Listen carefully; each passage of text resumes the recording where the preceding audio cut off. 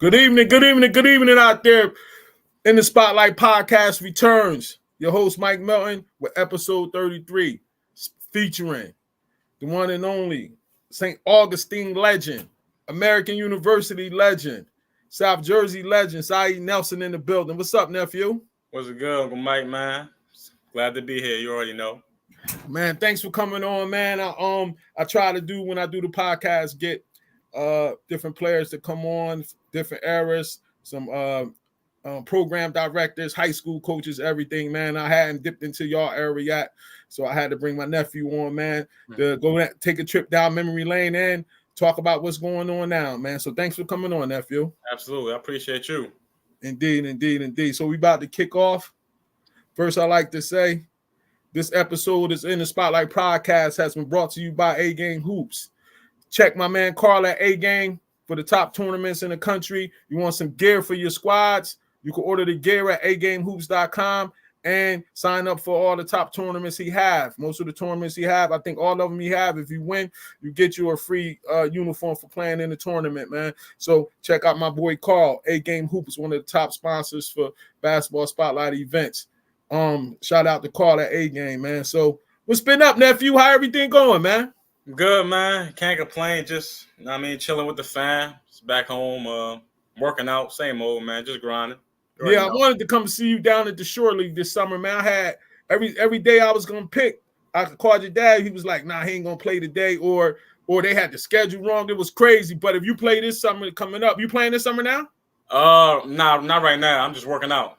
Okay. I might in a couple weeks, especially if I go back to wherever I go. So yeah, when you go down there, holler at me and let me know. I want to come down there and check you out. No more. I got you. Indeed. All right, so man, let's take it back from the beginning, man. Let's talk about when and why did you first pick up the rock, man? Man, it was like my first love was football. I was all about that, and then on the one day I was just in the gym.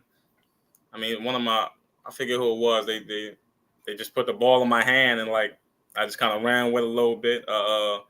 Started playing like triple B, like the little leagues around my way, and then before you know it, I was playing, like working out, actually trying to get better at it, and it was in the rotation. So it was football, basketball. It's like a 1-2 punch for real. When did you know that you might have something? I think it was when I first went to hoop group, and I was playing with the short shots. And I don't know, I was just hooping. I had no left hand, but I was just working. Yeah, I got the pick right there, baby. We in the building. I got a funny story to talk about this too, bro. So I'm at my house in Eatontown, right? So I'm chilling or whatever. My phone ring. It's your dad. So your dad tells me, "Yeah, man, I heard you ain't with Metro Hoops. You got your own company." I said, "Yeah, I got Basketball Spotlight. I heard you do middle school, Uncle Mike." I'm like, "Yeah. You got to come see my son play. I'm telling you." I was like, "Where you at?" He like, "We playing at this place called Hoop Group headquarters, Rebounds." I'm like, "Yeah, that's right around the corner from the crib." He said, "Yo, you gonna come check him?" And this is what I told him, and he bear my witness. I said, "I love you, bro. You was my roommate. We was right across the hall. It was all love. I love you, bro. But if he ain't nice, bro, I'm not writing nothing, bro. I'm glad you know for the rip." He was 100, yeah. He told me that, and I was dead serious. And he told me to come check you, and then I go check you. And this the crazy part. I watch you play, and then when the game over, me and him in the parking lot talking, and I'm like, "Yo, did his mom play basketball?" And he was like, "Why you say that?" I said, "He ain't had no guard skills, bro. That dude a point guard. You was right. You was an undersized power forward in the intramurals. You ain't had no guard skills. Bully ball, right? So take me through your time playing for short shots, man. Yeah, man. I was with my dude, Coach Eric. You know what I mean? I'm still cool with him, and Sanfino, all them to this day. And they just kind of took me in, and just showed me a new life of basketball. AAU down South Jersey, I didn't know about it. And then when I went up there, the hoop group was working out with them, playing with them. We were just traveling to different states. Like I was just like, that's everything for a kid my age that hasn't seen anything but South Jersey. Indeed. And I just I just ran with it and started hooping, and just as the years go on, it just kept getting better. So I appreciate him for just giving me that chance. Indeed. After that, you hooked up briefly with Team Battle. You know what I'm saying? Played with them a little bit. Got introduced to Tyus Jameer and all of them. You know what I mean? And then things ain't really work out there. And then your next stop, you went and you hooked up with Faces. Yeah, the Killer Bees, man. Take me to your. What was your time with Faces, man? And give me some of your good memories with Faces, man. Oh man, I mean, first of all, like, I was with the Short Shots and I was hooping at one tournament, and we played them, and like we ended up losing and whatnot. But I was cooking, and they coach Rob Cole came up to my pops like, "Yo, like your son could be on this team or whatnot." And I mean, from there, I was on the team. I was playing with RJ, Brandon, Ray, Shaw, all of them, my boys to this day. And I mean, that's what it's about, right? Like, what's that? 9, 10 years old, and I still talk to them. I mean, to this day, that kind of explains it all. Like, we was traveling, going to tournaments, outside of basketball, just having fun in the hotels, running around, pool, whatever it was. They all one day came over to my crib when they played down here at the high school in Lang City. Yeah, my AC showcase. That joint. Yeah, it was all at the crib, man. Crazy. So it's that was one of the best times of my life. Just really being able to compete. We was going to nationals, all that. Had all gear, all that. So it was I can't forget none of that. Indeed. What was how was it though, bro? Driving from Atlantic City to North a couple times a week to go practice. That's like 2 hours each way, bro. Yeah, I know, man. It was like, what I was, like I said, I was 10, maybe 9, 10 years old. So I'm like, I'm coming home and we going right to practice. It's like 2 hours away. I do my homework in the car, have practice, whatever, finish at like 8, then back on the road, hit a little traffic, and I'm not home till 11 o'clock. That's that's late for 8, 9-year-olds to be going to sleep. But it was just like, that's the type of grind me and my pops was on, and we was doing it for at least 3 years going up there. It was a grind, but that's what we wanted to do, so we was doing it. What did you think about Rob Cole coaching style? It's energetic and very direct.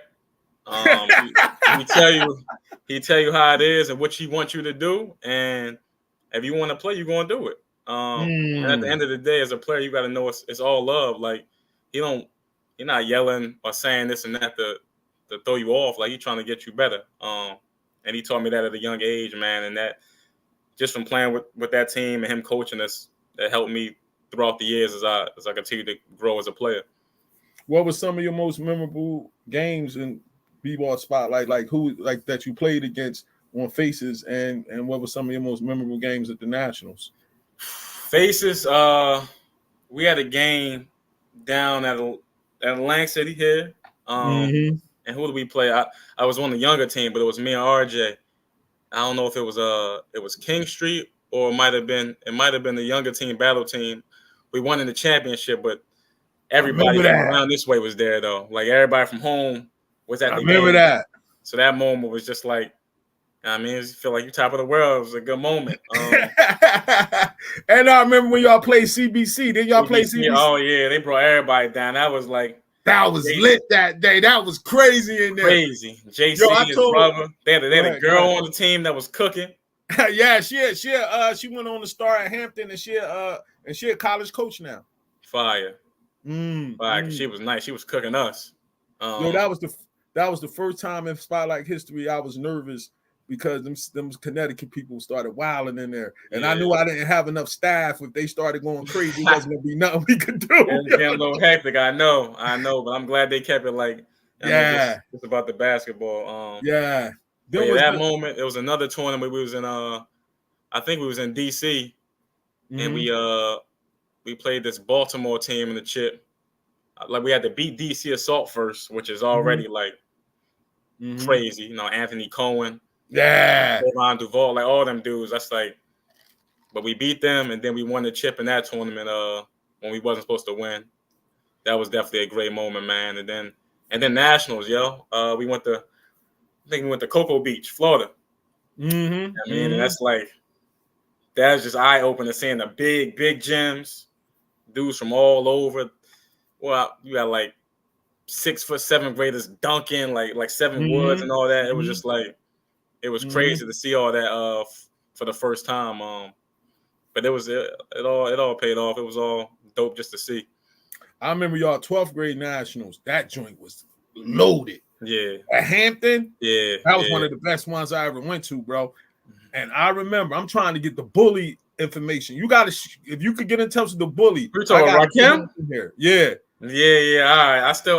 I still follow him on the gram, so I might see what's up. I got to get with him. He destroyed DC Assault. Yeah. You remember that game? Yeah. Lefty. Nice. He destroyed them. And during your young days, you hit national acclaim when you at the camp, man. You was at the camp down in Stockton, and you played the knockout game with LeBron, man, and it had the world going crazy, bro. You know what I'm saying? So we gonna take a look at that right now, where he knocked the other kid over. Oh, he dunked on him. Yeah. The kid fell, and then you ended up beating him, man. So we about to share that joint right now. Take a look at it. Crazy. Let me see this. Oh, this nigga running out. Oh. He knocked him over. Yeah. Look at you. Look at.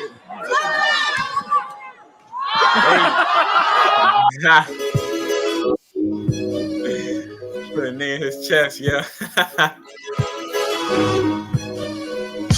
They had it. I know I had the part. Well, here it go. Oh, nigga, run out, come out. I'm not even there. Oh, get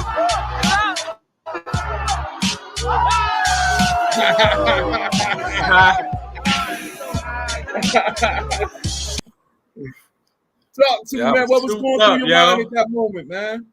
It was like nerves all in my body. I was like, I didn't know how to feel. But it was just dope. But then afterwards, he clapped me up and all. That was just like, that's LeBron on the Heat. Prime LeBron, right? It was fire. One of the best moments. That's crazy, man. So now in the 6th grade year over, you get to your 7th grade year, and it was a lot going on, man. Talk about that a little bit. With team battle was done. You didn't go back to faces. You played with final, then they was up and down. You get into that a little bit, man. Yeah, man. It was just like it was a lot, because I think my 7th grade year was also last year I played football. And I was just I was trying to choose, you know what I mean, which path I wanted to really go to. And I ended up, you know what I mean, choosing basketball, obviously, but it was just a lot of traveling, yo. It was just like up and down the road. I mean, things going on just in everyday life. It was just a lot. And it was tough to keep going up there. And then I think final was the closest to me. But even like playing on that team, it was like it was just, I don't know, it was iffy. It was hard to get on certain teams during that year. It was just tough. So that was definitely like a tough year, but I end up going back to the short shots. I mean, with Coach Eric, my guy for life, he let me rock out. Yeah, it's a little older. Yeah, I'm on it, bro. I got it. These picks is crazy. I got the files, bro. Yeah, so I end up going back and hooping out with them, man, and just at the end of just getting a chance to play and like you said, little hoop group. That's an hour from me. That's nothing. So it just made things a little easier that year. Talk about a couple of things. One was a few teams was fronting on you because they felt the lack of size at the moment. How did that make you feel, and how did you fight through it? Yeah, man, it's looking back at it, yo, I was tiny. Like, I didn't feel like I was tiny, but like looking back, I was tiny, yo. But at the time, I didn't think like that. I'm like, yo, like these dudes not giving me a shot. Like, I'm still cooking whoever, even at this size. So why can't I play? And they just, I mean, certain teams they just wasn't having it. They had their guys who wanted to play, which is cool. But I mean, that ain't never stopped me from just keep hooping and going whoever team that gave me that chance to play it. I mean, it's that seventh grade year happened to be the Short Sox. But yeah, man, that's just the basis of it. I was just small. But I mean, I wasn't thinking. I was just trying to hoop, and whoever's in front of me, I'm just go at them no matter who they are. Indeed. And during that time, reclassing had became hot. Right. That became the hot thing. And not only was your parents against it, they didn't do it, but you was actually a grade younger than where you were supposed to be at. Right. Did you ever feel like you got slighted a little, or did you feel like that when you seen other people do it, like, damn, I would have did this if I would have did it, or none of that mattered? You was just happy where you was at hooping? Yeah, I was good where I was at, to be honest. Like I used to love being the younger kid in my grade. They used to be like, they're like, oh, so you young for your grade? I'm like, and I'm still doing what I do. So that was just like a little like chip on the shoulder for me. So reclassing never even really came up for me. I know dudes do it now. It's just like the natural process now. But back then, like, nah, I wasn't even thinking about that. Yeah, man. And then you had academic greatness, man. Talk about how academics was so prevalent in your household, man. That's the number one thing. Like my parents would tell me and my sister every day, like, if y'all grades not right, it's not just y'all not playing sports, y'all not doing like anything, like activities, all you want to do, hang out with your friends, like nah, you gotta have your grades right. And I mean, I took that as a sign to, lock in and focus. That came first before anything. And just having that mindset when I was younger, helped me going into the prep, going to American. Yeah. Just like I don't have to worry about my GPA and all that because I know it's good because I'm putting in the work to make sure it's good first. So that was just that was the main thing, man. Then mom and dad definitely installed that in me at a young age. That comes first. And you talk about how tiny you was, and you ain't realize it. I see how fat I was right there, and I ain't realize. yeah, you crazy. I can laugh about it now. Oh man, you know what I mean? And then y'all was getting it in, man. And the top talent and memories from B-Ball Spotlight. And I brought up this picture, man. Look at all that talent on there, the D1s. You got you at American, Ty at Syracuse, Bryce at Harvard Seton Hall, Alani at Temple, and Cohen at Maryland. Yeah, Temple Gibbs at Notre Dame. You got what's number 15? From oh, that's the green little brother. Yeah. He went to Indiana, then he went somewhere else. This joint was loaded. You got nice. Lamar Stevens went to the league. Penn State, Penn State is loaded. Loaded. Yeah, that was the Gym All-Star Classic, man. Give me some of your great battles and memories you had to sum up your middle school career, man. Just like really playing those top dudes. Like, well, one you mentioning Rakim, the bully. That was like. When we first played them when we was on Faces, and he was just a grown man, yo. I know, I'm talking to you, like Dad. Flat out grown man, just like you could try to slow him down a little bit, but he gonna get his.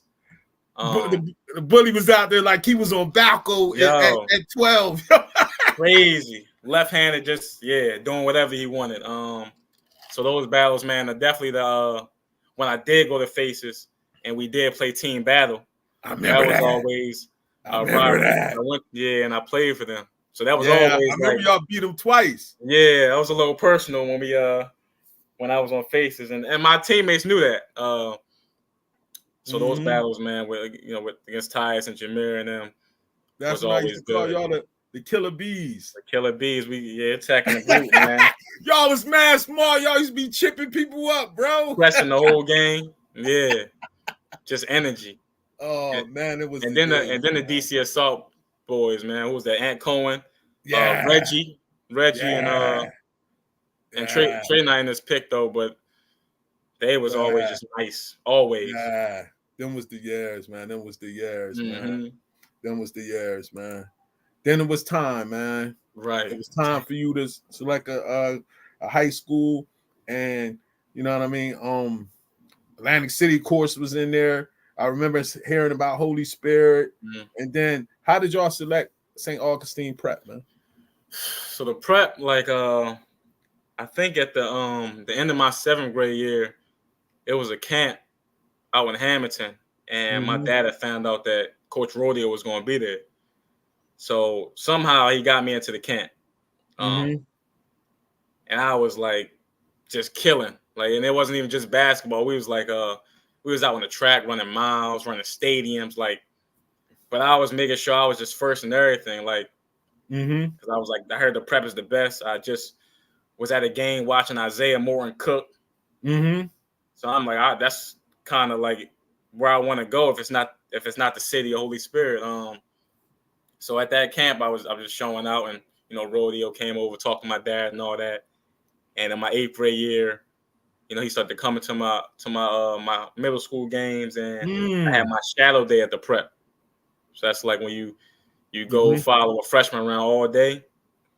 I knew, after that day, I was like, I'm going to the prep, Nothing to talk about.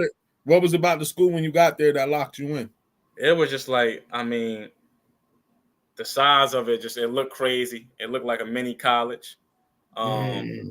Just going in all the different, classrooms, buildings, even getting to just sit back and hear like the teachers talk to the students. Like, I'm not even in the classroom. It's just like, I just like the culture of it, man. I was cool. I was just like, I don't know, man. That feeling was just that day. I was like, this is the best. Like, this is where I want to go. Man. If I got to spend 4 years in high school somewhere, I want to come to the prep. And I got another story with your dad on that one. So I'm from Trenton, so we used to battle Atlantic City all the time. Your dad was diehard AC. AC. And I always told him, I said, listen, I've been doing this a while, bro. Everybody talk that public school stuff till it's time for their son to go to school. Then they might pick somewhere else. You crazy son. I believe I'm a Viking. When I got that phone call, I said, what happened? I thought that you was a Viking. He said, forget that, yo. You know how your dad be? I know you get amped up, yeah. But I understood it though, man. I understood it. It just seemed perfect for me. I could see the kind of kid you was. I could see that you was gonna go there. Now the questions I asked was, what kind of blowback did you and what kind of blowback did your family get by going there instead of Atlantic City High School? I mean, people just always talking, man. Like, oh, why not come to the home school? Like, oh, he going to the prep. I don't know why he doing that. But it's just like, they can say whatever they want. It's not like I was going to change my mind. And I know all these people. Like, I used to play football in Atlantic City. I was Atlantic City basketball, Pleasantville basketball. Like, so it's not like I know everybody. So it's not going to change how I feel about them. But I was just like, that's just the better school I felt like I had to go to hopefully get where I was going to go after that in college. And I was just, we were here, but it'd be like, oh, okay. I mean, that's how you feel. It's cool. All right. So then your freshman year rolled around. I don't know why the picture didn't come up. Your freshman year rolled around. What was your expectations going in? And what was how long did it take you to make your adjustments and stuff? In terms of basketball or just the school? Period. Everything. Period. The school first, that was easy. That was good, man. I had a couple of dudes I went to middle school with came to the prep with me, so I would like be on the bus with them every morning. So I had my little like group of friends and all that, and then then once everybody found out like, oh, this kid plays basketball, then I made more friends. You know, the classroom, like I said, was never a problem. I was on top of what I needed to be on top of. And then just the basketball. I mean, coming as a freshman, I wanna play on varsity. Like I said, looking back, like I know how small I really was until I look back now. But back then, I really wanted to play. I was practicing with the varsity. I was doing summer league with the varsity. So then my when the teams came out, I made the varsity team, but also the JV team. And I wasn't like too hurt about it, but I was like, I wanted to play varsity, but I'm like, all right, like I'll just play 2 quarters of JV or 3 quarters of JV and 2 with the varsity, however it is. And in JV that year, we didn't lose a game, so we was hooping. But the varsity, it was like I was barely playing. Be games where I didn't come off the bench at all, and I was just like, man, like I was like, in my head, I'm like, why am I not playing? I'd be like doing what I'm supposed to do at practice, doing what I need to do. Like here and there, some games I'll get splattered in, but it was killing me a little bit. Because that's who I want to play. But throughout the year, like I had some good games, especially when we played Atlantic City at the Battle by the Bay. I remember that. Talk about that game. Yes, like sold out. I'm back home basically. And everybody's there, so I'm just like, I'm hoping. I'm like, yo, he gonna put me in this game. Like I can't like be at home and I don't get on the court at all. Like I'll feel crazy. But he did. First quarter, I got in, got a steal, led to a layup, got another steal, had a pull-up jump shot. I'm feeling great, like super great. Like and I think we end up losing that game. How did you tackle that moment being a true frosh, a young frosh, a young freshman playing at home in a pressure-packed game against them and the people that's in the crowd that said you should have went there? Like, what's going through your mind as a freshman playing in that, bro? I mean, I'm trying not to think about it, but it's like it's there, and my like on the outside of the calm, I'm cool, but my chest is beating crazy. Like when I'm coming out the locker room, I'm like you hear people on the layup lines, you hear people talking like, yo, what's up, side, blah blah blah, yo, and I'm trying to like cut all of that out because I'm not trying to pay attention to any of it. But now my chest is definitely beating. And then when I finally got in the game, and it's just like whenever I get in the game, I get that first steal or first layup, all that disappears, and I'm like, I'm good. I'm eased in. I'm good, and that's how I kind of got over. I just wanted to come in. I just wanted to make sure I was playing that game. That's dope, man. And I did. Thank God. Now that's getting thrown to the fire early. Like he threw you to the fire. Like shout out to Coach Rodeo for doing that. Maybe one day I could get him on here, man. Next up, man, your sophomore year came around. Right. What was your attitude going into it, and did he turn over the keys to you then? Yeah, man. It was well, my freshman year we had a senior point guard. So like he left, and I'm expecting like I got the super green light. And I did for a little bit. It wasn't the ultra green light, but he let me rock. Our team was like solid. Going into that sophomore year.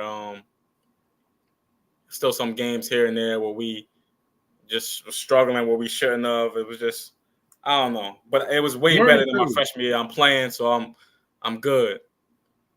Yeah, we about to take a look at some of that, man. Oh yeah, let's see what you about to pull up.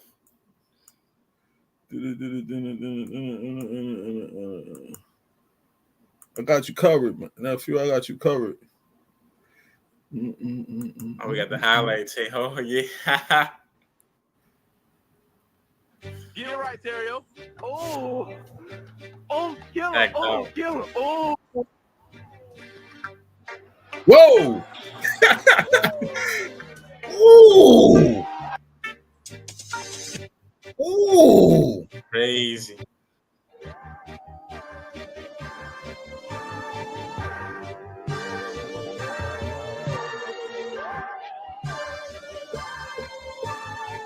you do look small out there. Yo, tiny. It's crazy because this year I Putting in actually that grew work. though. I know you putting in that work though. Mm.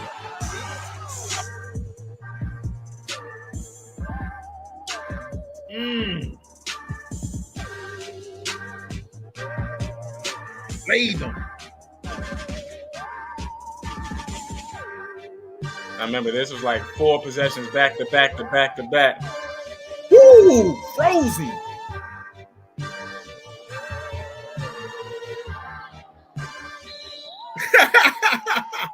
yo, you look like what's the name? What's the guard that was on Portland for years? You said what? The guard that was on Portland for years. From that went to Lehigh. Oh, you talking about McCullum?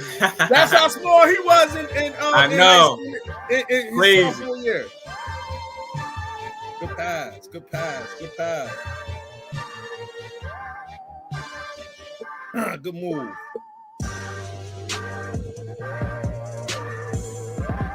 So you know who made this for me, yo?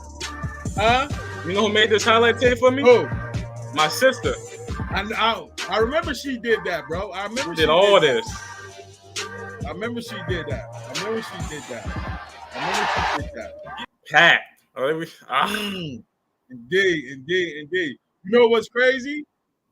What's crazy part is that's the sophomore year. Your freshman year, I wasn't worried about you. I was worried about your dad. I'm like, I know how my boy is. You know what I'm saying? He was hot a little bit in the beginning, then he calmed down, and then we talked it through, and then everything got through. You know what I'm saying? That's what I was worried about because I know how he is, man. Yeah, man. He like, yo, he not playing. What's going on? Like, yeah.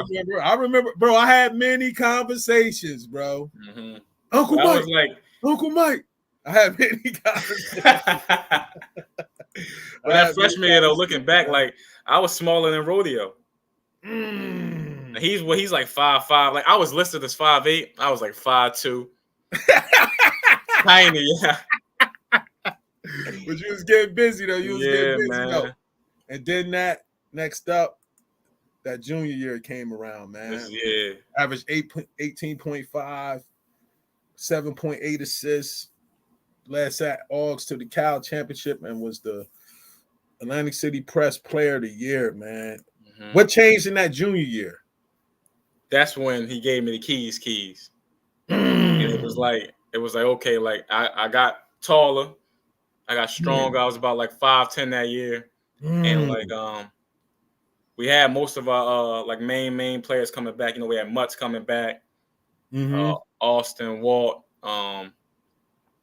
Nate Aldridge, just like a good group of guys, man. He kind of changed it up. He let us play. Like some promotion offense, some clear out offense that we usually wasn't really running too much in the past. And we was just running through everybody. And then y'all got close, and then y'all talk about the Cal championship though, that Cal run. Talk about that, man. So who we played? I don't even know who we played in like the semis. Oh no, we played the Wildwood Catholic in the semifinals at Absegami. And I think we beat them.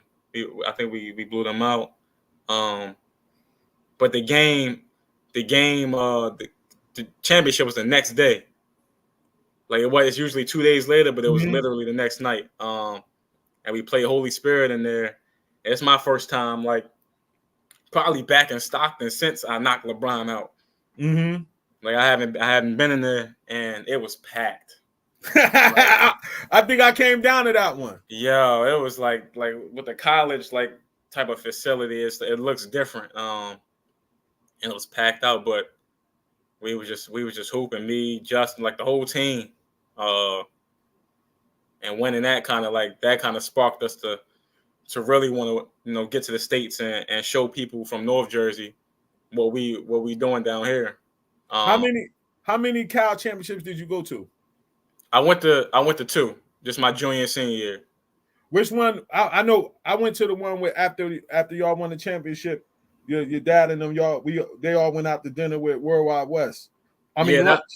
That was my senior year.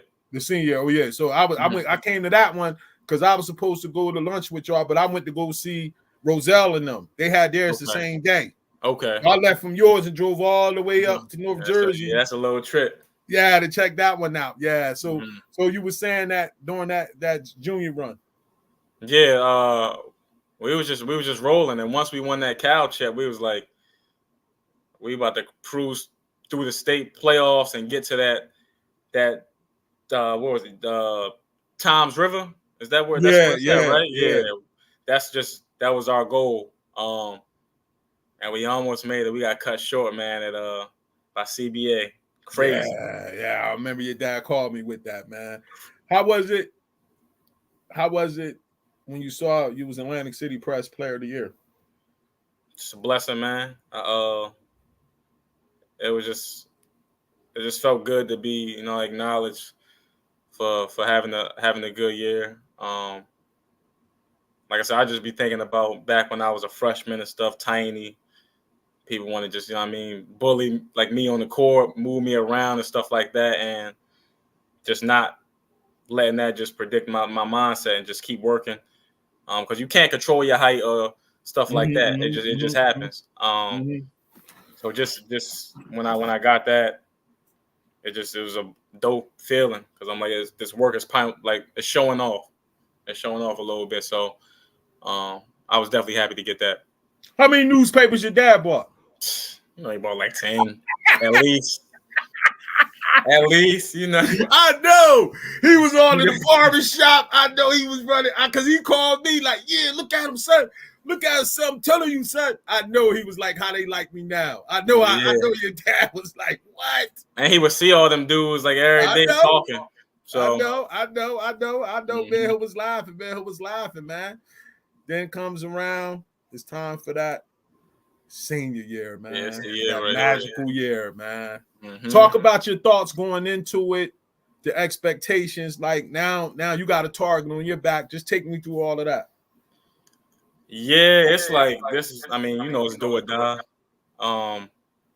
But we got everybody coming back from the year before, and we got cut short in that the game right before the state game.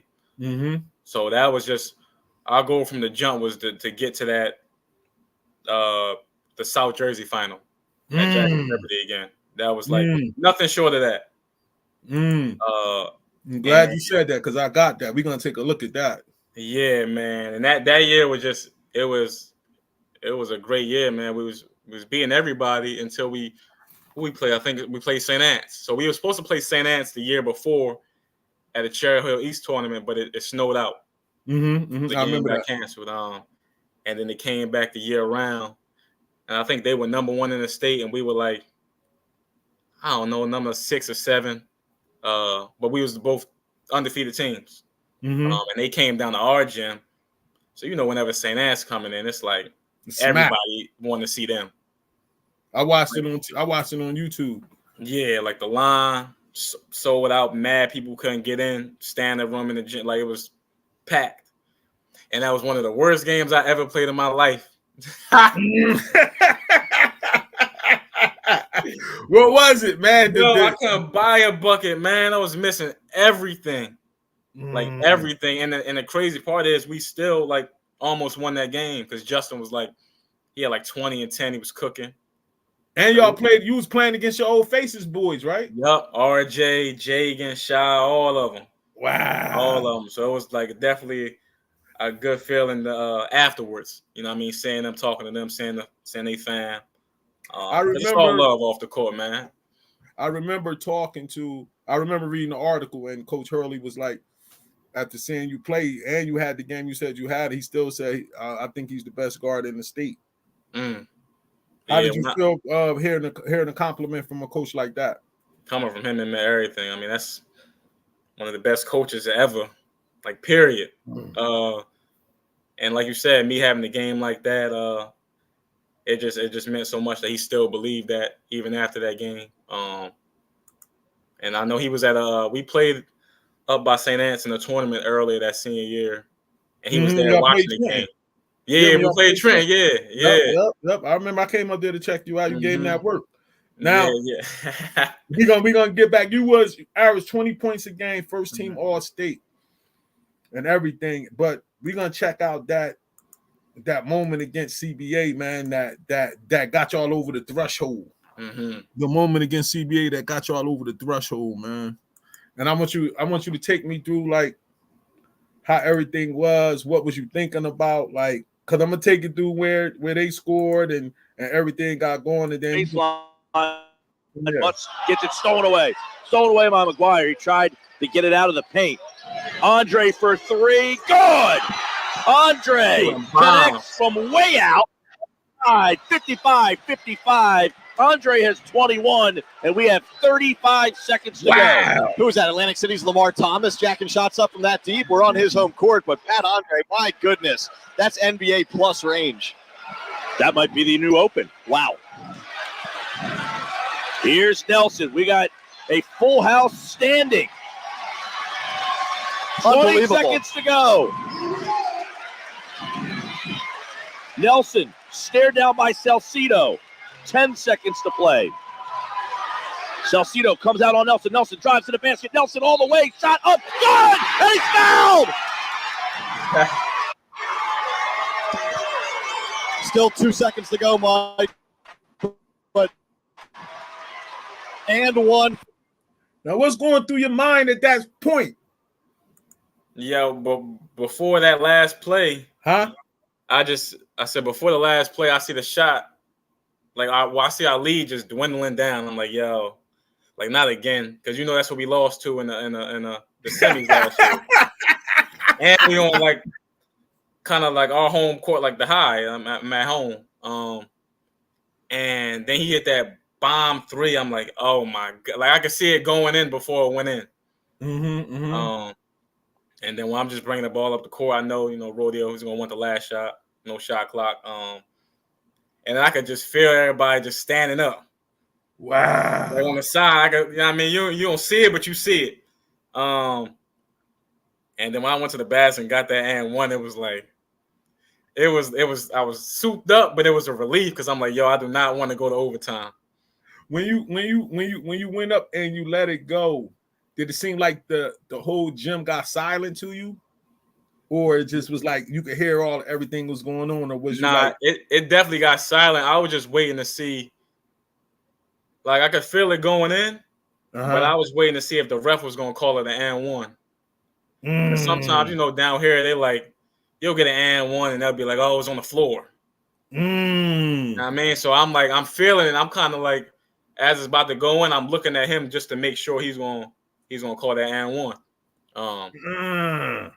And then when it went in, it was like... For Saeed Nelson, unbelievable finish, draws the contact, takes the contact, and scores. They haven't put the points up yet. I believe they will. Now, Bill had saw what I saw. Crazy, yeah. Now, and how did it feel doing it in that gym with in front of those people that was like, you should have came here. He too small. This and this. Blah blah blah. How did it feel, man? I mean, it felt good, but at that point, like by then, I wasn't even thinking about all those people were saying that by then. You know what I mean? Like a lot of the people who were saying that was there at the game. Everybody was there. Loving it, huh? Yeah, they was there at the game and supporting, and it was just a good moment. I knew that was my last game playing on that court anyway. Wow. What a way to go out. Right. Yeah. Yeah. What a way to go out. That's a blessing, man, right there. That's a blessing. 100%. So then the next game come on. I came down to Tom's River for the next game. I think I saw you when you were sitting in the stands. We talked a little bit in the state championship joint. You went ham. What was your mindset, bro? You just came out like in a whole different zone.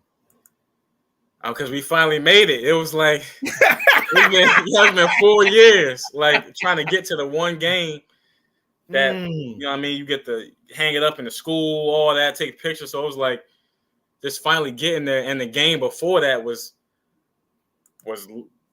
low key like a state championship game too. Playing against Metuchen. Yeah. Oh yeah, we definitely could talk about that. And I came to see that you was playing against Tyus down in Jackson. Tyus and Brian Tyree, yeah. Yeah, and I'm down there and I'm torn. I'm like, these two of my young boys, I ain't want the game to end. It was like, but I knew somebody had to lose. Somebody got to lose.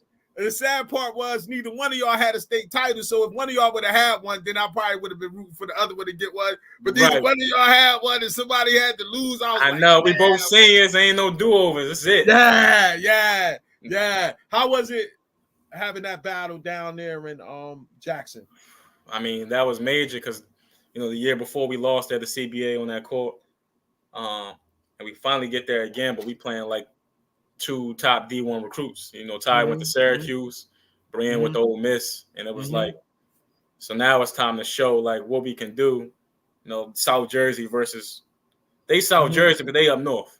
And we came out on fire. We was leading the whole game. We was up by like 15, like 5 minutes left in the fourth, and then they just started walking it down, like bad, just walking it down. I'm getting 1-and-1s. I'm missing the front end of 1-and-1s. It's like I'm just seeing it all fall apart, and then we go down by 2 with 20 seconds. And it's just like, then like that's when my heart started pumping a little bit.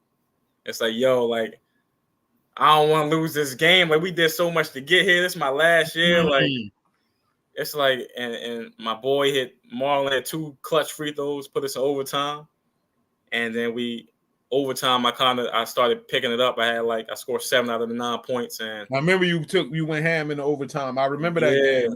And then they got the last shot too. Crazy. They got one more look at it too. We was up by 2, and they got a 3 at the buzzer, and he missed it. And it was like, then everything came out.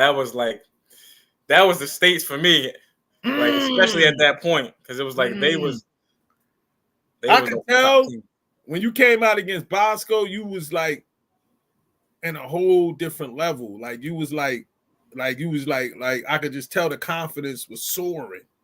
Yeah, like it was a whole different type of aura. Like how when you see somebody in that zone, and that person feel like they ain't gonna miss. That's how you was when it seemed like when you was playing against in the state final game. Yeah, that's how I felt, man. Because like I said, after that game, it was like, oh, I'm good. Like I'm good now.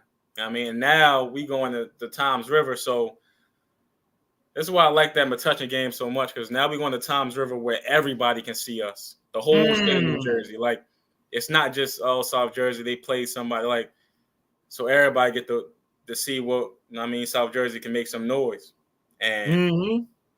I was ready. Let's take a look at that joint because you was on. Man. You just was on a whole different animal. You was on a whole different level. That.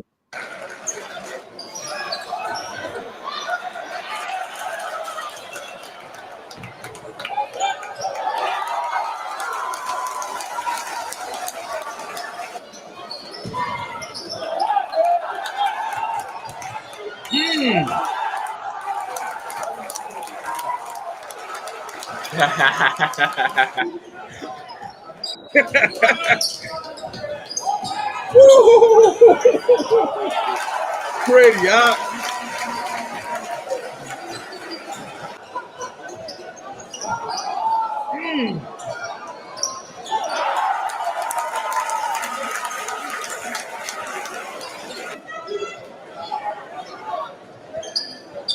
Woo!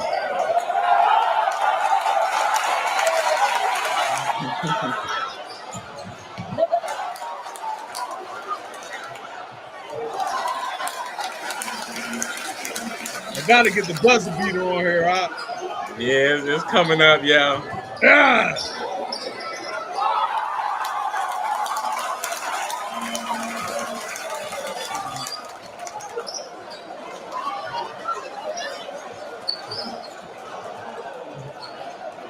That was crazy. That was crazy.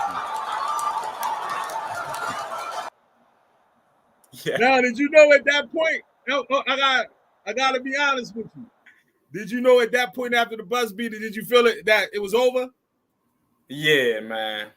It was like, the momentum, the crowd, like people that wasn't even our fans or came to the game, they was all standing up. It was like, nah, it's over.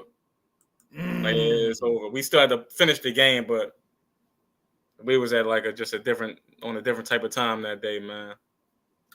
How did it feel, man, to bring St. Augustine that state title and put your name up there with some of the top players they had, some of the top guards they had there? How did it feel when you in that picture right there? It felt amazing, man. I mean, especially in that picture, I'm thinking about the teammates that I was playing with, not just there, but all the years that just helped me grow, man. And then the people at our school, the Rowdies, we didn't have they was crazy. But we didn't have a fan bus that day. So all them dudes drove up there by themselves to the game and just supporting and showing love. And then, like you saying, like a lot of the top guards at the prep all got a state chip. I mean, I think of Ant Farmer, Isaiah Moore, and like they got a state chip, and I was like, now I'm part of that. So that feeling was unmatched. It was 4 years hardly worked for us, so I definitely embraced all of that. What's the how did it feel to get first team all state when a lot of times South Jersey players be feeling like they be getting slided and stuff like that? How did that feel, man? That was that was a different feeling because I didn't know until I got it that no South Jersey guard had got that since Lamar Greer. And he was a McDowell All-American. I'm like, to be the first since then to be first team All-State, it was like, yo. I mean, I think DeJuan Wagner had to get it. DeJuan Wagner had to get it before. Yeah, that's true.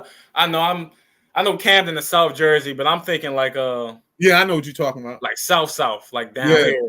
Yeah. Oh yeah, you're right. I know what you're talking about.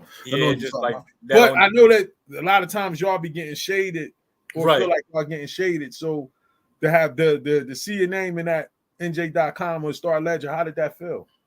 Great. Like I said, man, it's a blessing and just amazing feeling. Just knowing all that work through all those years, the ups and downs, being a freshman, not playing at all. Sophomore year, kind of like playing, but still like. Then junior year, getting the keys, like all of that, just sunk in at that moment. It all. I mean, it was all worth it. I mean, I wouldn't go back and change it. So. You did. Then you repeated as as Atlantic City Press Player of the Year, back to back. How many people down there have done that? That's curious. Did they tell you like how many players did it back to back? No, they haven't. They haven't. I don't know if it's that many, but they but all of it, man, it's just a blessing just to be able to do all of that. Courier Post Player of the Year. You took home some hardware that year, nephew. Yeah. Indeed. I brought a little bit back home, man. Now let's talk about a couple of the relationships, man. Playing with Mutts, man. How was that, man? That's my guy, yo. That dude was like, when I met him freshman year, he was just like funny and goofy, just like me. I mean, so he matched my energy, and it was and then playing with him all those years, seeing him grow as a player, it was just fun to watch, and it was fun to play with. Dude, dunking everything, punching shots, getting like 6 blocks a game. Like, it's like, who wouldn't have fun playing with that? So that was my dude, man. We stayed in touch throughout the years. Even this past year overseas, I talked to him here and there while he was over in Japan playing.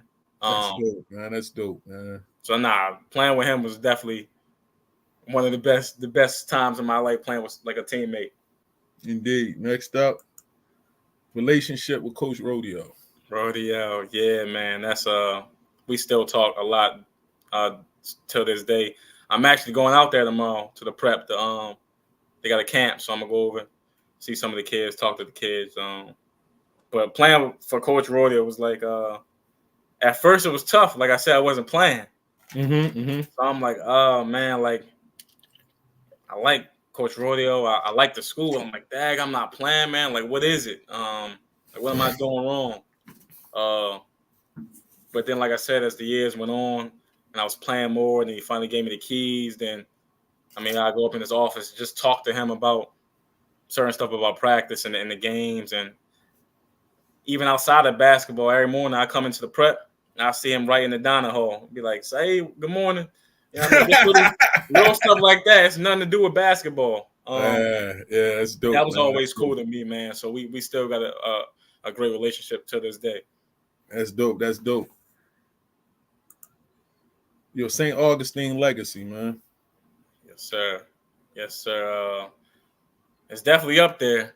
I don't know how people rate it or whatnot, man. You can see in that picture, I was just doing it for the team, and then fans who drive to games with no buses, these dudes coming out showing love. That just meant a lot. And, just when I go back, I get to see these, the trophies hanging on the wall like that. We really did that. It's all just a blessing, though, man, to be able to have that opportunity to play and get through 4 years of high school basketball, staying with the same school. That's all just I'm glad I chose that path.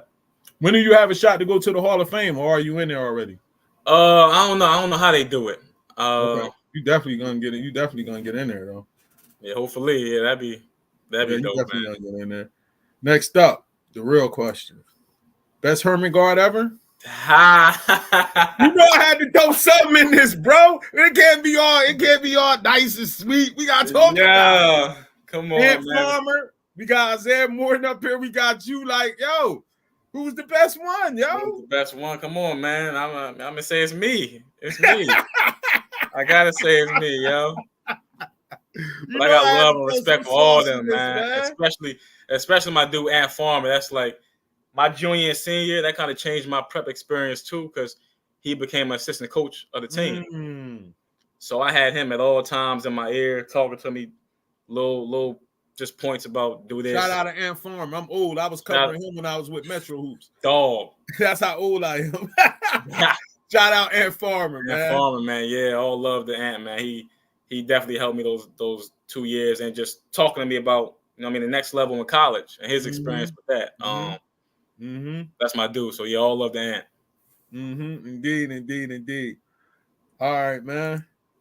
This portion of the In the Spotlight podcast is brought to you by the Fight Against Fentanyl Classic. On October 20th, Basketball Spotlight will bring the second annual Fight Against Fentanyl Classic. We're going to have the top players in Mercer County playing against the top players from South Jersey.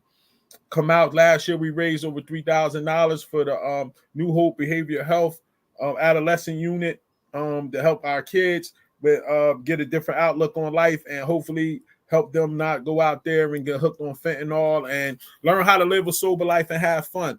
So come out and support the Fight Against Fentanyl. October 20th. It's going to be up in the Mercer County area, and more details will be coming soon, man. Yeah, man. Then, you know what I'm saying? During that time, you also had some time when you was hooping with on the AAU circuit, man. Look, yeah, Wayne Nelson said absolutely the best ever, man. You know what I mean? So then, during all the time after that, you know what I'm saying? You went through a couple of things with the AAU thing in high school, and then you ended up playing on Jersey Force, man. How was that experience playing with the Force and playing with Coach Stein, man? Stein, man, that definitely got to, place in my heart, man, because it was my junior year, like after my junior year finished, and I think I picked up an offer right after like our last game versus CBA. I think BU offered me, and but I still want to go in the summer, you know what I mean, on the circuit, get some more offers, and a couple of teams just wasn't like trying to let me hoop with them, man. I know your dad. I'm like, yo, yeah. They're like it'd be cool. I come to work out, be killing and be like, oh no, we got too many guards. I'm like, like Mm-hmm. what? Like, Mm-hmm. so it was just like and then he gave me an opportunity to come try out, play, and that he opened the door for me to get the rest of my offers to different college. I never would have got American or any other Patriot League schools or whatever I got without his help and him letting me play with the Force that summer. Indeed. So all love to Joe Stein, all love, man, because he helped me out tremendously. Indeed, your dad called me. Yeah. Yup. He said, Uncle Mike, going through the same BS I was going through in middle school. Yeah, it's crazy. Start going through the same BS I'm going through in middle school. I said, hold on, man. I'll call you back in 2 minutes, man.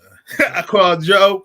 Joe, my go-to, man. You know what I mean? When my kids go through situations like that, I pick up the phone. I knew Joe from when I first started Basketball Spotlight. He was the guy at Hoop Group that ran the gym and did all of the scheduling of the gym, the rentals, and all that kind of stuff. You know what I mean? So we go back all the way to then. You know what I mean? And I picked up the phone, and soon I didn't even get your whole name out. He said, "Yeah, yeah, tell him to come over right now." And ever since, you know what I mean? And I called your dad. I said, "Yo, call this number. He good." He said, "You sure, Uncle Mike?" I said, "Yo, call the number. He good." You know what I mean?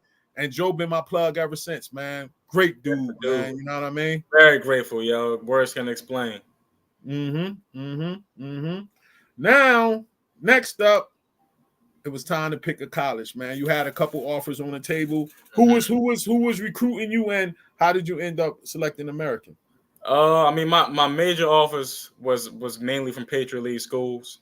So it was first Boston and Lafayette. Then a couple of more Patriot League schools were showing interest, but none offered me until American offered me, and they offered me what because I was playing with Coach Stein. So I was just like, okay, you know, I talked to Brennan. He called me. I made the offer, man, and you know, the official visits came up, and I went to Holy Cross first, and I liked it. It was a good. I had a good time. Good university, a nice campus, everything. But it was like it was very far away, and I was just like, I don't know. I just wanted a little bit more time to think on it, because my heart was set on BU at first, because I had went up there for an unofficial the year before, and I just loved it. I loved the campus. Coach Jones, like all those dudes up there, I was like, that's where I kind of wanted to go. But then I went to my American visit. So I went to DC. You know, they had the whole tour of DC. Went around campus, met like different administrators, players on the team. What else? It was also like a throwback to my sophomore year in high school. I went to American for, I think we had like a third semester, they call it at the prep. Where after this the school year, you sign up for a program and you get to go on a trip or something like that. You can go to Vegas, you can go to Bahamas or something like that. But for the sports section, it was like a trip to a university. And I went to American and I saw Coach Brennan 2 years before I was even thinking about going there. I was as a baby. He's from Augustine's, ain't he? Where's he from now? He's from no, Greenman is the assistant coach. Yeah, I knew one of them was from Augustine. Brennan's from North Jersey. He went to Princeton. Yeah, I knew one of the coaches was from Augustine though. Yeah, Graham, and so it was just like a full like circle. And I love the visit. I love DC, just the area outside of the. Yeah, I know they hooked you. Like, I know they hooked you with that. Yeah, man, and like American's right in the middle of like it's in the middle of GW, Howard, Georgetown, like it's all around it. So it was like yeah, man, I had to sit down and think about it. But literally, like one morning, I woke up. I want to go to American. Like I was like, it just like that gut feeling I woke up with. Wow. And then I went to, went to the prep that day. Called Coach Brennan and all of them. Told them I want to commit, and it was up from there. Now let's get into that freshman year. Patriot League all rookie team. Started all 30 games, averaged 15 points a game, led league with steals and team in assists. Talk about that freshman year, man, and what was so What's the name about it? What was so dope about it? Finally just being away from home. Like it was dope, but it was different. Because we had to go out to summer school, and we was out there for 6 weeks in the summer, and that was like, that was like the longest time of my life. It was like get up on the track, work out, go to summer school for 3 hours, go back on the court, work out, chill, work out. It was just like it was a lot, and it was like that for 6 weeks. I'm like, yo, this what college is about? I'm like, yo, like they told me it's a lot, but this was like, I was like, sheesh, like, but once, after the first couple weeks, when your body starts getting used to it, it's like it just becomes natural. You kind of get addicted to it if you like it, and of course I did. So going into that season, I wasn't even thinking about starting. Like I'm just like I'm about to just play hard every day at practice, like do whatever I got to do to prove to him that I should be on the court. And right after our first scrimmage, I was starting. And I was like, all right, so he must see something. And every day at practice, we practice, 3 hours, like just going at it. But I'm just going hard every day. And right before the opening game, we played top 25 Maryland. That's Melo Trimble. Ant Cohen was on that team. It was a couple of dudes, but it was like packed out, was like 16,000. All like you just see red in the backdrop. And I'm like, all right, so you gonna really start? I know I've been starting at practice. Like, what's about to happen? Starting during the game. Wow. Like that was just a different feeling. We almost won. I think we lost by 5, but I played good. I had like 12 points, like 3 assists, no turnovers. Like it was a good game, but I remember right after the game, my body was done. Yo, done. And we played them on a Friday, and then we had like Texas A&M on Sunday. And I'm like, yo, I don't know how I'm gonna walk tomorrow. Like, it was bad, but it was just like that. It's just like when they say it's like a different type of speed and level from high school to college, from college to the pros. It's like it's real. It's definitely real. But then that year, it was, and obviously it was tough because we was losing games, and I wasn't used to that.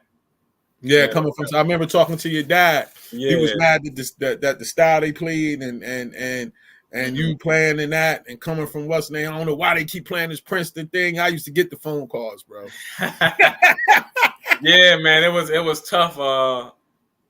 I kind of adjust to any offense I'm throwing in. But at the same time, it's a different pace. It's a little slower than just up and down. And then we lose, and on top of it, so it's just tough, man. But what you gonna do? I just gotta keep working, because there's not nobody gonna feel bad for you. I made the choice to come to America. I knew what they ran, so I just kept grinding, kept working. And then that freshman year, I made freshman rookie team, which was dope. And just seeing how I fit in the league too. Playing against some of the top teams, top guards in the league, and I played real good that freshman year. So I know we was losing a lot, but I was just excited to come back the next year and see what would change. Indeed. And then that next year rolled around. Yeah, next year, man. Sophomore, second team All-Patriot League, averaged 19.6 assists per game. And you went ham on Lafayette, man. Yeah, talk about that season, man. Now, I was just saying I was excited for that year, but that year was a little worse.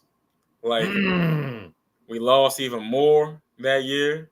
My body, I really started to feel like the minutes kicking in. Like I had tendonitis in my knees. Like I was feeling it. But I just had to, play through it.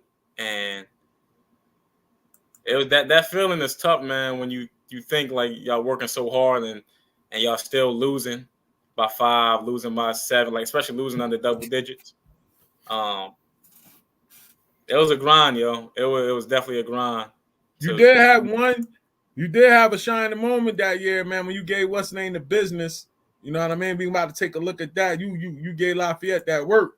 Yeah, that was a playoff game. Yeah. Team selection. Number 0, Saeed Nelson.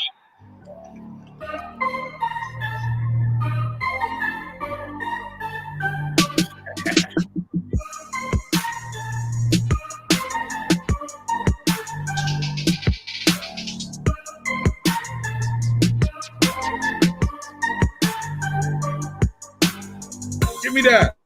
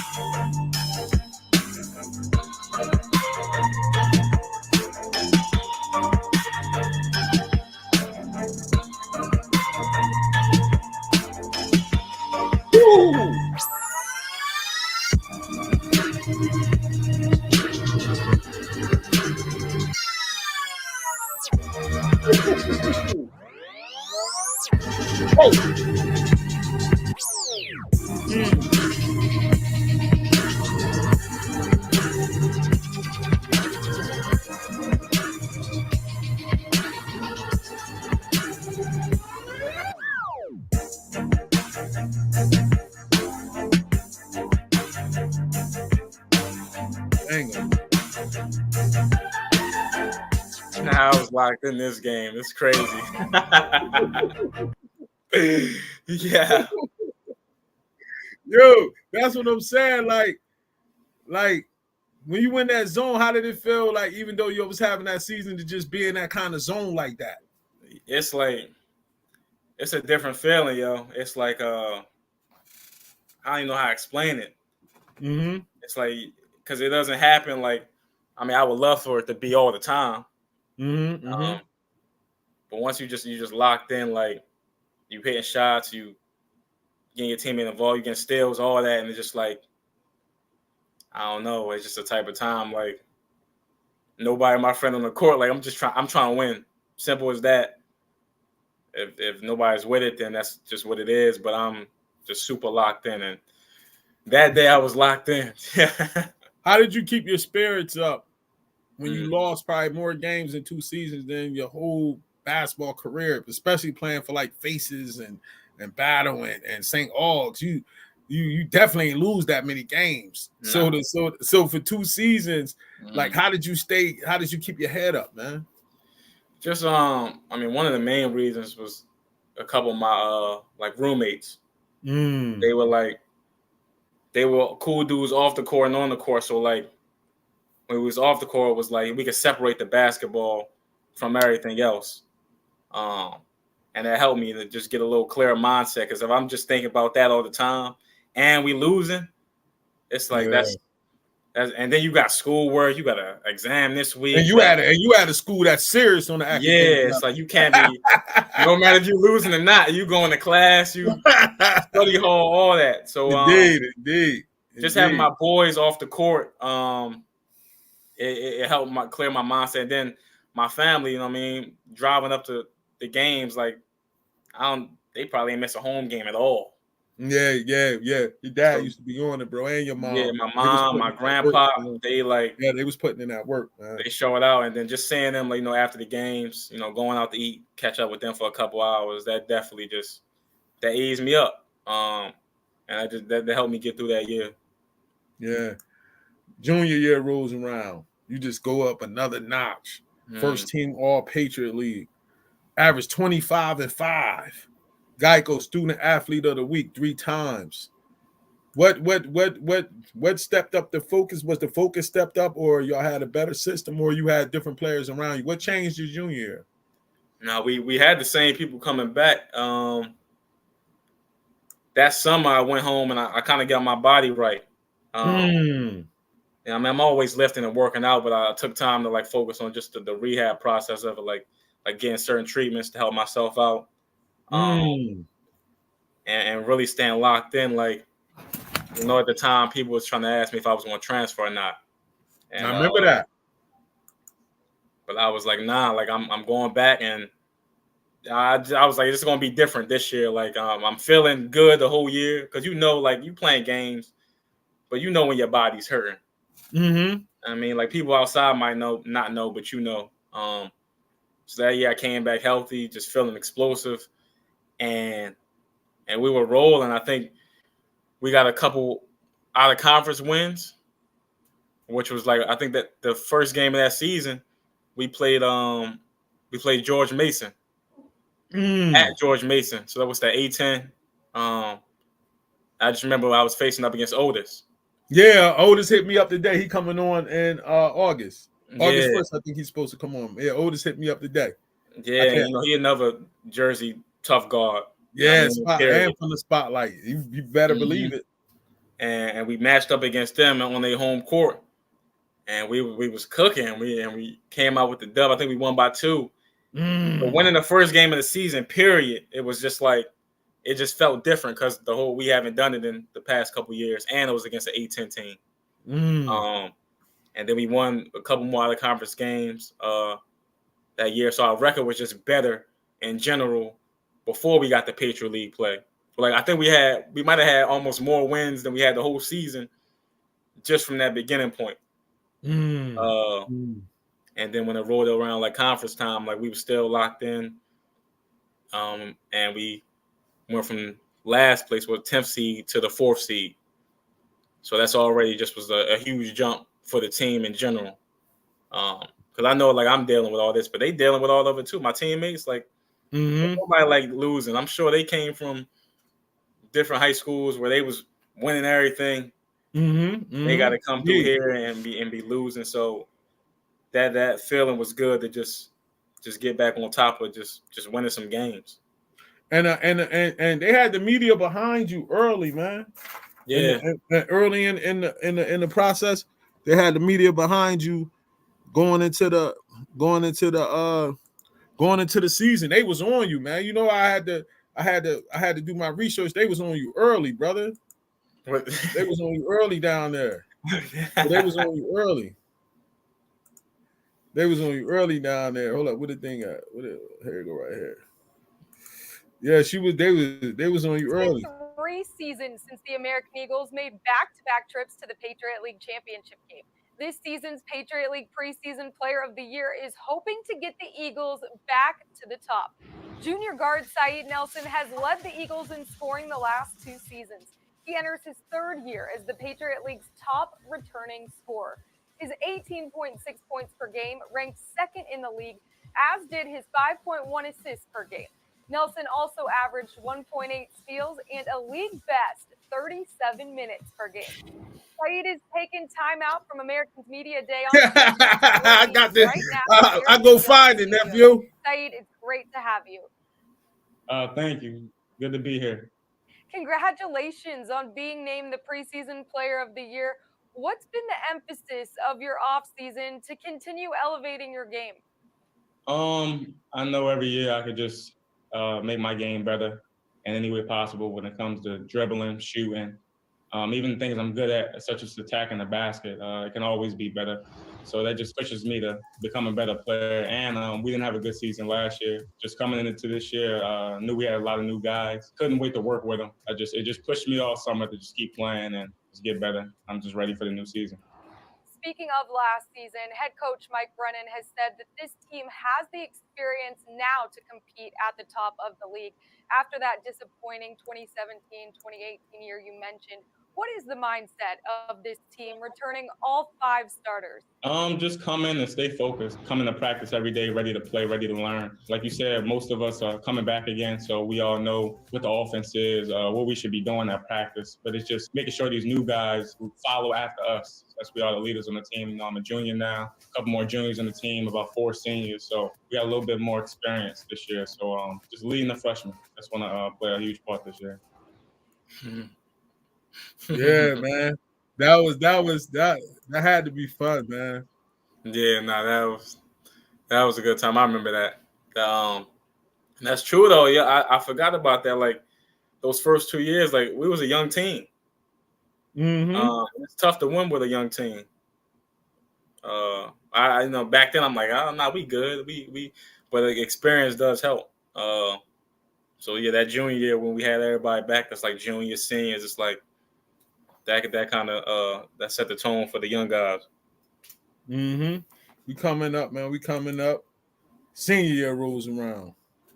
First team All Patriot League. averaged 25-5 again. Going to that senior year, man, what was your mindset? What did you want to get done, man? I really just, well, first of all, I was excited because my boy was transferring to the school. Well, no, he transferred already, but he was playing this year, Jameer. Terminator, yeah. Yeah, and I'm like, yo, like, I get to play with my boy from AAU. Like, that's like, you can't even make this up. So I was excited for that. And just, being out on the court actually playing with him. But then my eyes was just on winning the league. You know what I mean? Like, my last year at the prep, we did good here and there, like, but that state chip was like, I felt like that was the most. That was the top of the line. And I felt like an American, even with all the numbers, all this, all that, I wanted to win a league championship and get that chance to go to the tournament. Because I know that experience is probably crazy, and that was just the mindset going into that year. Just get to win the league, get to the tournament. Then American University, all-time leading scorer, man. How did that feel, brother? Man, it was like at the time, it was it was dope. It was like, I was like, my mindset wasn't set on that. I was thinking the whole time, I'm like, I'm trying to win the league and get to the tournament. So everybody at school like, oh, you about to break the record? I'm like, yeah, like yeah, that's cool, but I wasn't fully embracing it at that moment. Yeah. But looking back at it now, I mean, that's a huge blessing, seeing all the legends that's come through AU. You know what I mean? Andre Ingram, Frank Ross, like all those dudes.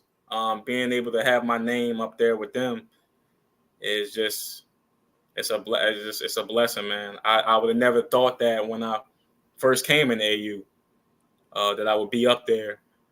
So when that happened after that game, like, I don't know, they got a video, like, when we go in the locker room with the water bottles, just like, I'm on it, Ock. Slow down. I'm on it, Ock. Slow down. Oh, my fault. You ain't got, come on, bro. This is what I do. I'm on it. I'm going down memory lane. My fault. Slow down. I know. I got you. Got you, man. Got you covered, man. Got you covered. Already had that in the deck. Gratitude toward this year's winner, that AU Athletics announcer Saeed Nelson, the 2020 My bad. Saeed's accomplishments in an AU Eagles men's basketball uniform are by definition unprecedented.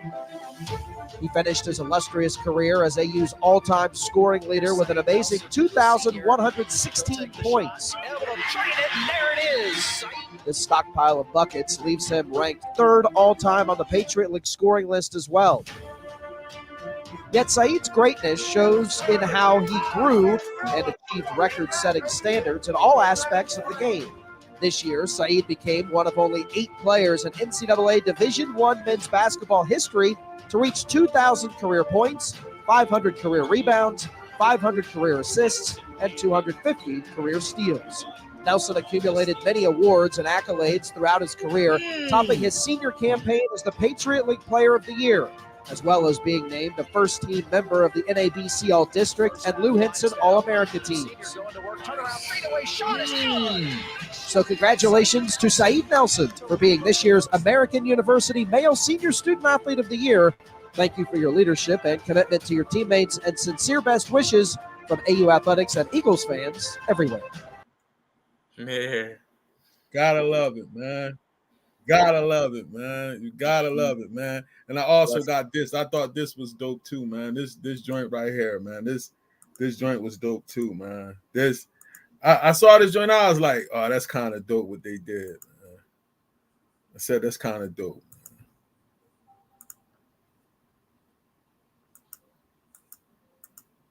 Oh yeah. Fellow American Eagle Boo Bowers, congratulating you on breaking my scoring record down at American this year. It's quite an accomplishment. If it had to be broken, I'm kind of glad that it was broken by a fellow Jerseyan. So I just want to wish you well as you close out your career there at American. And also, I wish the team well going down the stretch. And hopefully you'll have a good playoff run.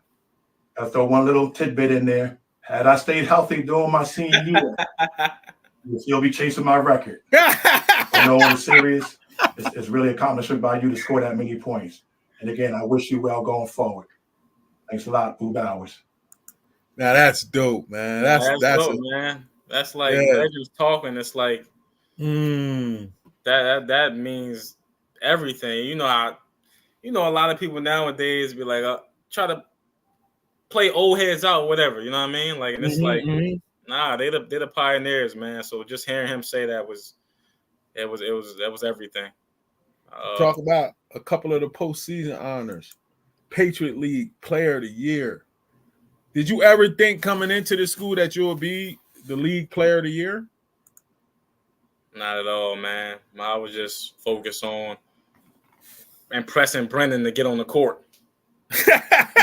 That was it. Like because I heard how different in college, like how hard college was. And then, like I said, little summer workouts. We on the track, we running, we lifting, we just like it's just nonstop. So I'm like, yo, like I got to do all this and then practice for 3 hours, like, and then basically like try to start doing that. That was the top for me. Like I just wanted to do that, prove to him I should be on the court. Like I knew I'd be playing, but I just wanted to just make sure he had the trust in me to be on the court, and he did. Like I was on the court 35 plus minutes a game, and then each year just taking the little steps to get better, and then I mean it all paid off with the Player of the Year my senior year. And what about the Lou Henson All-American team? The first player in school history to be on there, man. Crazy. Just blessings, man. I'm just blessed to, be able to I'll stay healthy and play all 4 years to get that and just be acknowledged for that. It's dope, man. I don't know what else to say. It's just super dope to be the one in history to get that. Man, y'all South Jersey do. I had Lamar Greenwood here. I talked to DeJuan Wagner before. Y'all just super humble, bro. When you go back to American and you go in the gym sometimes, do you look around and say, yo, I was really the best dude that ever played in here? like I'm just asking. Like, you're humble down there, man. You'll never go in there and be like, damn, yo, I was really the best dude that ever played here. I don't think that, but I do when I go back to American, though. Like, I always, I see the team, the players, because I know some of them on the team still, and I always go upstairs though and look at the wall, with the all-time leading scorer. Because when I was still playing, they hadn't put it up. That's dope. How do it feel when you see your name on there, man? Oh man, it's just fire. Because it's just like, especially like I said, I wasn't even thinking about it coming in freshman year, so it's just like to be up there, and it's just flat out history. We had David Aldridge always at the games. He was the man. Yeah, he was just the man. like that's just like it couldn't get no better for me. So just being able to go back to the school and still get the love and see all that, that's everything. Indeed. We almost done now. Your relationship with the Terminator, Jameer Harris. My Brody. Yo, tell man. the Terminator I got to get him on here. Tell him to holler at me, man. I'll let him know. He know I'm on here right now, so I'll let him know. Nader. The Nader used to be killing people at the spotlight with that pull-up. That's why I called him the Terminator. He was to this day. Best shooter I ever knocked down anything, yo. And it looked pretty like. Yo, did y'all used to ever talk about the spotlight days when y'all was in college? Absolutely. I mean, when he first was leaving Minnesota, he came up to AU. And first, we just reminiscing, going down memory lane, playing with team battle. When I came to the team, like all the AU 20, all that. The reason me and Mir is so close, like when I first went to team battle, because I went there before Faces. It was a tournament that my parents couldn't make it to, and his people was like, "Yo, like, you can stay with us. Come to the crib." It was like 5 days, and that's just love. I mean, I'm over their crib, just chilling with them, going hooping. It was just like at a young age, I was like, that just had me. It's just love for life. And then him about to come to America and thinking about it, it was just like, I know it's my Brody, but I'm like, I'm not gonna sell him the dream. Like I'm gonna keep it honest with him too about like how it's different here than probably like a high major. Some things that's a little different. But at the end of the day, I'm like, bro, I love to play with you again. We close to home. It's like you already know how I hoop. I know how you hoop. It'll be like a great connection. So to play with, and then to this day we both overseas now hooping. Talk to him almost every day. It's like that's my brother. Yeah. And I gotta listen to some of his music. He had sent me something. Oh yeah, I gotta check him out. I heard he kind of nice. You gotta send me something to my Instagram. I want to check him out. Say no more. I got you. Indeed. I'm determined that I gotta get him on here, man. Knock down. Now let's get into your professional career, man. Now, starting off, every kid has a dream of making it to the NBA. Did you get any interest, and how did it feel when that didn't come to fruition? Yeah, it was tough because 2020 I graduated and that was COVID year, and so all the workouts, because I knew I wasn't getting drafted. I mean, I'm hoping to get invited to these camps, workouts in front of these coaches, and try to get on G League, Summer League team from there and go up. And that didn't happen because of COVID. It was just like 60 people who they already kind of, was set in stone. So it hurt, but it didn't hurt too much because I'm like, I couldn't control that. Mature. That's a mature mindset, man. And then, going overseas, again, just the overseas experiences, that's just a blessing, being in different countries. I never would even thought of me going to. I was like, I'd have never thought of going to Germany. How was it? What's the experience like being over there? It was dope, man. It was a great time. It was still COVID like over there. But when I first got there, like the city was open, stuff like that. Even before I left, the city was open. Got to walk around, explore, and it was nice. It was real. Like Heidelberg was like a really nice city. It was comfortable. I had Americans on my team too. That like they always good to have on the team. They just because they can relate. And we were winning. That was my first year. We won it all. And one of my older dudes on the team was just like, "Yo, like you got to embrace this because you don't win your first year overseas. That just doesn't happen. It's hard to win a title overseas. And I'm about to be in year 5, and I ain't been close since." How was the food, man? The food is good. Yes, the food is cleaner. Healthier, yeah, without all of that stuff in it, right? Yeah, whenever I go over there, I feel like I'm in the best shape of my life. Like I feel strong and bulky while I'm at home, getting ready to go over. Once I start going over there, eating, running a lot, I feel good. Yeah, so let's take a look at some of your clips from Germany, man.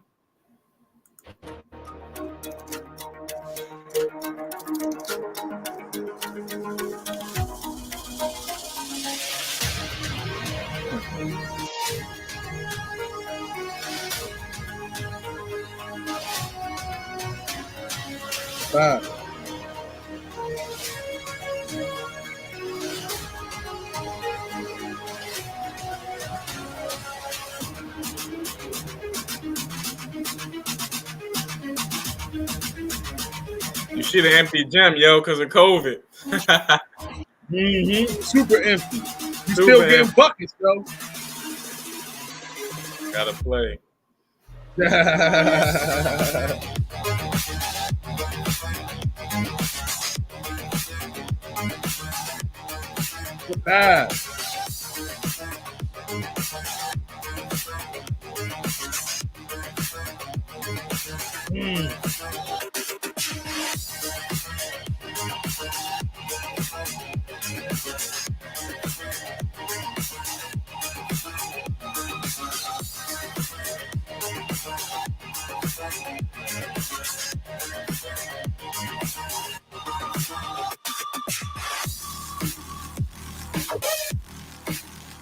Yes. Now, man. I heard different things from people in different stories and stuff, like some horror stories about not getting paid. Did you ever experience anything like that playing in them countries? Nah. Thank goodness. Like, Yeah. I've gotten like paid like a couple days like late, stuff like that, but there's never been like, you know what I mean, like 4 months or like not getting paid at all, because that's tough. Yeah, I heard about them things. It definitely happens. I've had teammates that have told me about them situations. I'm just like, man, I don't want to experience that. So I've been good to not have that yet. All right, we down to the last 3 questions. Who the toughest opponent you ever faced? Yeah. The toughest opponent I ever faced. No, man. I didn't get to play him head to head because I was like a freshman. But Wade Baldwin was definitely nice. Yo, Wade Baldwin was nice. He was strong. He was strong as an ox, man. He was not, but definitely like head to head, like again, like Rakim is up there, Felder. Because that was just like, I remember that was like, I was just getting into AAU and we played them, and it's just like, yo, man, this dude is just like, he's just different from the other kids. I don't know. It's just been a lot. It's been a lot of dudes in college, and it's like, it's tough because it's never like one-on-one. Like you playing the game and you matching up against a nice guard or something like that, but yeah, I mean he's going off of mad pick and rolls. Yeah, like it's never like ISO. Yeah, I feel what you're saying. Somebody. I feel so it's tough to get that. But I definitely played against a lot of just top guards. I mean, in college we was playing against a lot of top teams in the country out of conference, like Melo Trimble. Yeah, in the beginning of the year. Yeah, we played against West Virginia, Javon Carter and them. Yeah. Villanova, and they number 1 in the country. So we playing Josh Hart, Brunson, all of them. DiVincenzo. How was it locking up with Brunson and them? It was dope, yo. Like, to be honest, so they number 1 in the country. And so we play them at their gym. I'm like, dang, this gym is kind of small. Yeah, y'all played on the on-campus joint. Yeah, I'm like, because I'm thinking it's going to be like, but it was packed out. And it was dope, man. Like, when I getting opportunities like that, it's just like, I mean, I'm not thinking of what the outcome is going to be. I'm just trying to go in and hoop. And I don't know. I did solid that game. Like, I know the first half we was close, like down by like 8-9. And then, second half they showed why they're number 1 team in the country. They smacked us. You know what I mean? But getting that experience to play against dudes like that, who they all mostly in the league now, it was dope. And Villanova is like a brother school to the prep. So a lot of my boys at the prep, they went to Villanova, so they all pulled up to the game. That was dope. Dope. Yeah, so it was just love to see that and see them in the crowd and just be able to hoop against the number 1 team in the country. That's like, yo.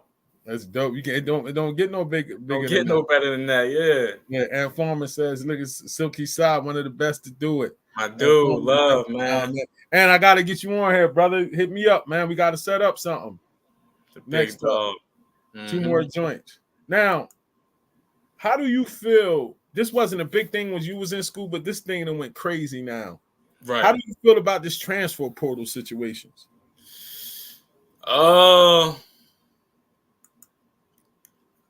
I'm mixed about it. Like, I'm like, on one hand, I'm glad that if a dude like he wants to leave and go somewhere else, he can play, and because you never know, it's always a risk of leaving somewhere and playing somewhere else.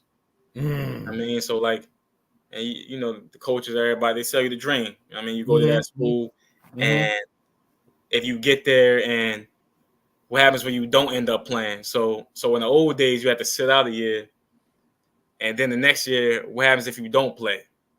Yeah, like you just left for that. So in that case, like it's I'm glad that you can leave, and if it doesn't work, then you go somewhere else and play right away. But then also on the flip side, it's like that's a little bit like now kids can just do whatever, just leave and just keep leaving. Like that's like I don't know. It's a weird look to be able to just leave and just keep. If you don't like it a little bit, like it's you could just leave. Like instead of, a lot of dudes during our times just riding it out. They had no choice because that was a big choice because you had to sit out a year. So I got a mixed feeling about it, man. But what do you think happens more often? The disgruntled player want to leave or the coach force him out? Oh, that's tough. That's tough.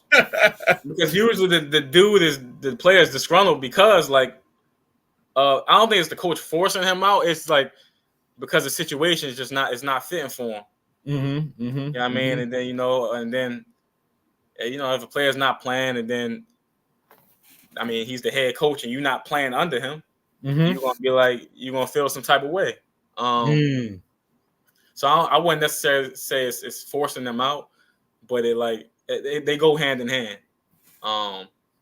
But then now, like I said, you could just leave and play wherever. So it's like if a dude don't like one thing, he could be out. Exactly. That's crazy. Exactly. Another thing that wasn't big when you was in school. What's your opinion on the NIL, man? I mean, I think the NIL is dope. I think the college athletes should be getting paid for what they got to go through. You know what I mean? Like obviously, we got school and you got to be in your classes, do all that. But like the college basketball or just college sports is a job. Like you go into class all day, then you got practice for 3 to 4 hours. Then you got to go study hall. And then you wake up again early in the morning for another workout. It's like it's not as easy as people think it is. So I'm glad that athletes are getting paid for that. I wish it was there when I was there. Can you get some of that back bread from American, from all them posters and billboards they put you on? Holla, get a lawyer. You probably could get some bread. Jokers getting bread these days. Going back, pulling up them files, man. They getting some bread out there these days. Man. I don't know, man. We got to see what's up, but I am happy though that like dudes are getting. I mean, some money because college is like for a lot of people that's it. After that, there's no pros, so. They live in everything through college, so for them to get paid during that'll be, I think that's helpful for them. Indeed, man. And to sum it up, man, what's your future plans? I mean, I hope to keep playing professional basketball till the wheels fall off. And just whether it be overseas or coming back to over here and trying out for a team or something like that.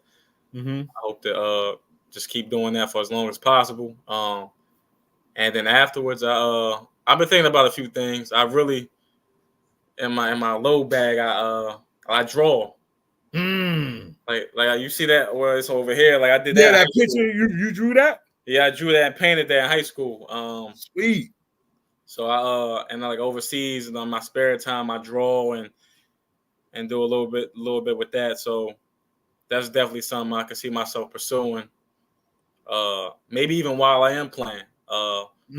Just start it out so it won't be like soon as I'm done, I got to pick something all new up again. So that's one thing. But along the way, things just, things be happening. Indeed. You never know. Last question. What kind of advice would you have for that young player that's maybe in middle school right now, that's watching this right now about preparing themselves for the future? For one, keep your grades up. That's got to be number one, because it's like, you're just not going to play if your academics is just not there. So that's number one for me. And then two, just keep grinding and keep working, because the process is definitely not easy. I know you went through a lot of awards and stuff that I won over the years and stuff like that, but it was a lot to get to that. Just the trips up to the Union, not being able to play with certain teams because of this, because of that. My height being small at that age, even in high school, it's just like, and then just even getting to college and losing again, like it's a lot that goes into it. I'll just say, stay true to yourself and just keep working, just keep grinding as much as you can, because I don't think anybody could take that away from the person. If how much they want to grind, how much they want it, just give it your all. If it works, that'd be amazing. If it doesn't, it's okay, but just grind. All right, nephew, man, I love you. It was a joy to have you on, man. Love you too, man. I feel this is a blessing, and I feel like I'm actually interviewing you when you're a grown man. Crazy how time be flying like that, yo.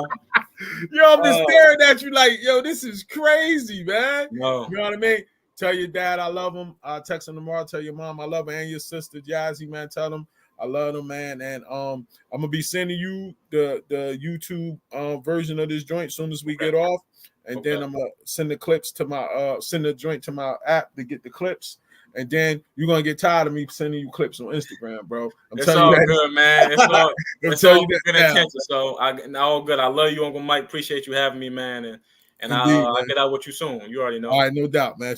No doubt, right, man. Peace. All right, peace. Great interview, man, with my nephew, man. It was great to have him on, man. Next week, I'm supposed to have a guest tomorrow on the Soberheads podcast, but next week on In the Spotlight, I might not do one because I'm gonna be away. And I don't know how the Wi-Fi gonna be at where I'm gonna be at, and I don't want to put out no bad product. So I'll probably take the week off, you know what I'm saying, and catch up on some of this stuff. So, but when we come back, I got a couple blazing interviews the next week after that, and I'll keep you guys posted. This is Mike. Enjoy the rest of your night, man. Shalom.